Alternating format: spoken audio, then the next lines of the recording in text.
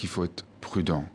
Autrefois, on parlait de coupeurs de route, on parlait de voyous, on parlait de trafiquants. On disait que jamais ils ne deviendraient des terroristes. Ils sont devenus des terroristes.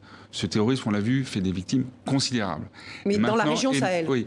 Et maintenant, on va nous expliquer ce que ce terrorisme n'est que local.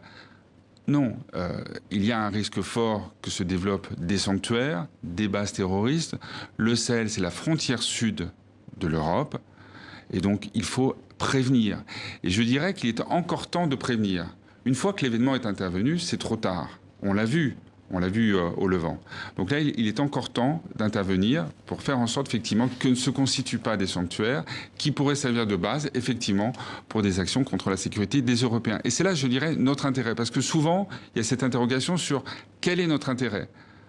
La France ne possède pas de mine d'or au Mali. Il n'y a aucune mine d'or française. Notre intérêt, c'est la sécurité. La sécurité de ces États, parce que ce sont nos amis, nos partenaires, que la souveraineté de ces États est essentielle, mais c'est aussi notre intérêt en termes de sécurité, la sécurité de l'Europe.